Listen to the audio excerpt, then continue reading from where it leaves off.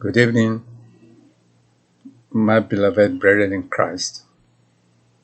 Tonight we are going to start another episode of our messages on evangelism in view of the situation we have in the world today, where unfortunately even majority of Christians are drifting away from the way of salvation. So let us pray. Father, we thank you, O Lord, once again for bringing us before your throne of grace. Father, I beg you in the name of my Lord and Savior, O Lord, to anoint this message. Anoint my tongue, Father. Consecrate all the hearts, Father, that will hear and read this message, O Lord.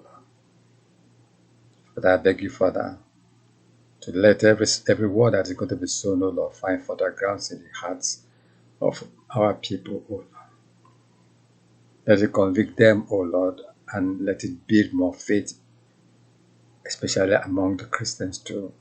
And let it convict the non-Christians, O Lord, to turn away from the gate of hell and be one with us, O Lord. Thank you, Father. Use me, Father, as an instrument of communication. And the end of this message, O Lord, never let our lives be the same again. I thank you, Father, for hearing my prayer. In Jesus' name I pray. Amen. Our lesson 1 on evangelism is going to be built around the frustrating experience a fellow student shared in one of his evangelism efforts when I was in the seminary in the school. According to this young lad, he went to the house of his neighbor to share the gospel of Jesus Christ. With the belief that his message were well taken. He went back the second day, but on the third day, they started to avoid him. And finally, they closed their door in his face. And this made him mad, that he felt like going to bang their door. Then he asked what he had done wrong or what he had said wrong, and if at all his approach was wrong from the beginning. Does the art of evangelism require special skills and training? Since you are anyway going to deal with fellow human beings, unlike attempting to enter into the zoo area that is reserved, for conservation of apes, just because you see the zookeepers working amidst the colony of apes. So, what is the origin of evangelism? And what is evangelism? The one specific task which Christ had given to his disciples is that of being a witness of him to the entire world. As the Bible wrote it in Acts of Apostles 1:8, it says, "But ye shall receive power after the Holy Spirit is come upon you, and ye shall be witness unto me both in Jerusalem, and in all Judea, and in Samaria, and unto the uttermost parts of the earth." So, who is a witness? The word witness is a legal term used to describe a person who knows certain facts for himself. No person is allowed to give evidence in the court as a witness if his knowledge is based on what somebody else has seen or experienced. He can only tell what he himself saw or heard or knows personally to be true. The only person who can witness to others about Christ is one who knows him personally as Savior and friend. As Savior and friend. The reason the disciples were able to bring so many to accept Jesus as the Son of God was that they spoke with conviction of what they knew and saw about him. And that is what we have already read in John, if you remember. In 1 John 1:3, that which we have seen and heard declare we unto you, that ye also may have fellowship with us. And truly our fellowship is with the Father and with the Son, Jesus Christ. So no wonder their testimony was very effective. You also can be a witness as you tell your family, your friend, and neighbors about your experience with Christ. If you have lived in Him and He has saved you, you can tell others. There's no problem with that word. I mean, you shouldn't be shy about that. You can tell how Jesus Christ changed your life and gave it new meaning and happiness. You can tell how others also may have this happiness and peace in their lives or in their hearts. The best witness is to tell what Jesus has done for you. In the Bible, we read how Apostle Paul told over and over again the story of his own conversion. You too should be anxious to tell what Jesus has done for you. Then you can be called one of Christ's witnesses. Then you may ask me, witness to whom? There are many people living all around you who are not yet Christians, to whom you should witness. Maybe these are members of your own family, or someone in the place where you work who has not yet trusted Christ as Savior. Maybe there are people living near you who are also idol worshippers or a member of some other non-Christian religion. Anybody who does not know Jesus Christ as Savior needs to hear what you can tell him. A Christian should always seek opportunities to witness to non-believers.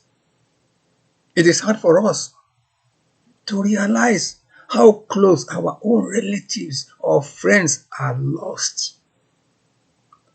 And because we live close to people, we often forget their needs. We just take things for granted because of friendship, familiarity.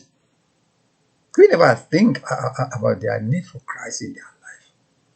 Maybe Jesus wants you to witness to the people in your own home or in your own town, like the man to whom he said, return to thy own house and show how great things God has done unto thee.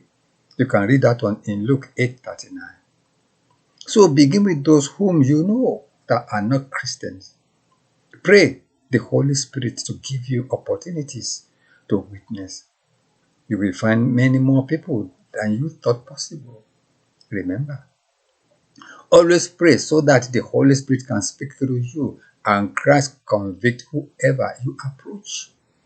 Never trust in your own human efforts, as there is nothing like gifts of evangelism.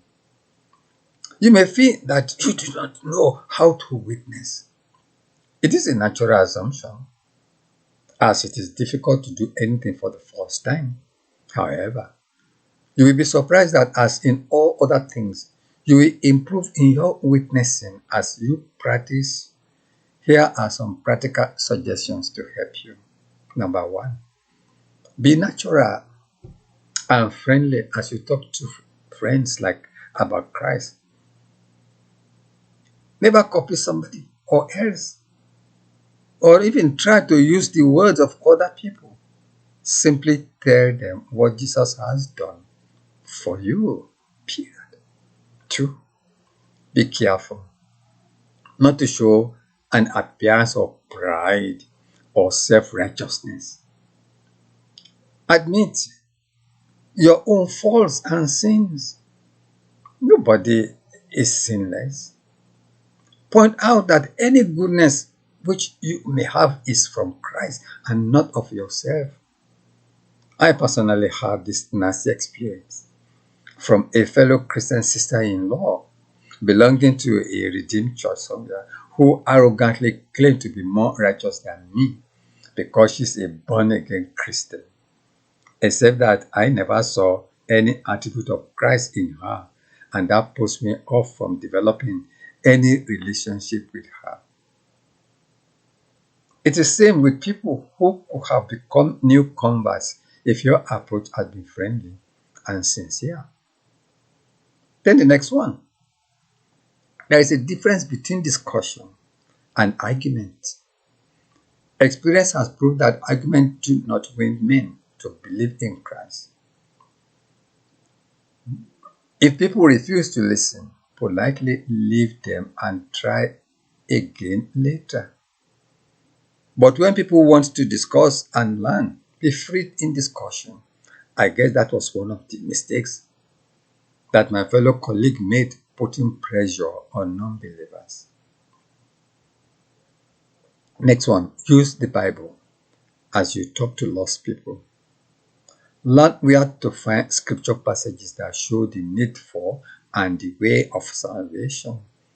God's word can accomplish what you cannot. So, which brings us again back to the need for you to be conversant with your Bible. Don't just carry the Bible. Learn it, see what is inside, read it, make notes. And then the next one, remember, the worst mistake we can make is in not trying to be a witness at all. Jesus has commanded us to witness. And he says, if you love me, you will keep my commandment.